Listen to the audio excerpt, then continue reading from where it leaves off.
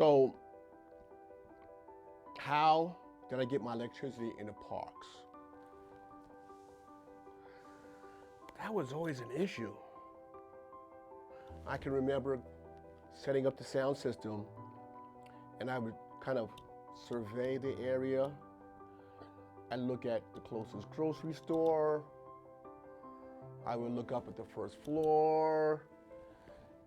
And I can remember going to the grocery store and asking them, can I put my extension cord and plug it in? They was looking at me like,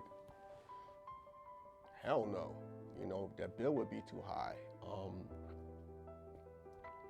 And then I would try to ask the people who lived on the first floor near the grocery store. Absolutely not.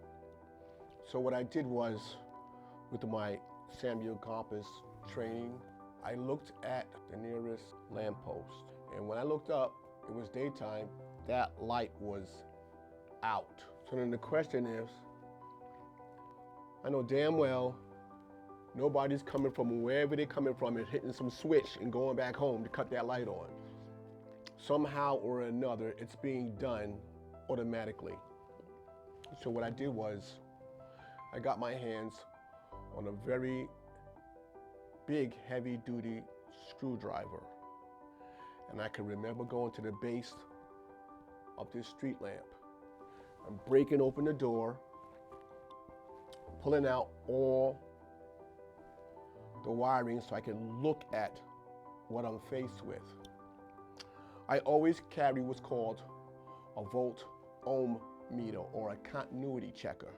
So as I'm looking at the wires, I'm noticing there's something in there that's inside of a bulb socket, and it looks like a fuse, but then when I looked at it, it was an electronic timer. And what this timer did is, when it was just about time to get dark, is when this timer would close the circuit and that light would turn on until the next morning, and then it would open the circuit. I figured out there has to be continuous electricity coming from somewhere. So what I did was, with my continuity checker, I checked the plus and the minus side of the wire, and I found consistent voltage.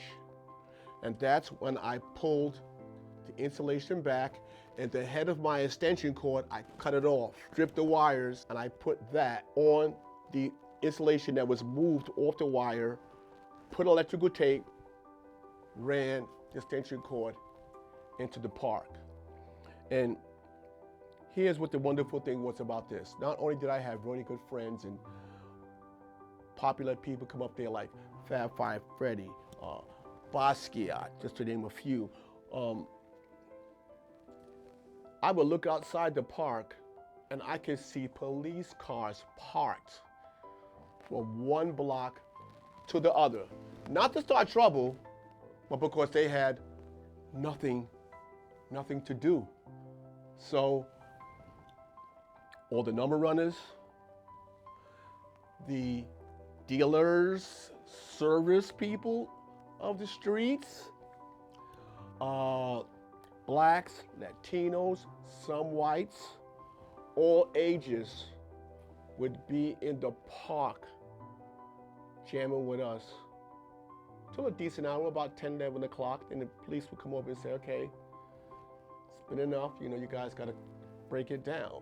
But I gotta tell you, the parties in that park called the block party, it was something very wonderful to see.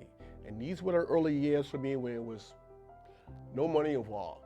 You know, I used to get my boys to help me bring the sound system, and we would get shopping carts from the supermarket and put the equipment in there and roll it into the park.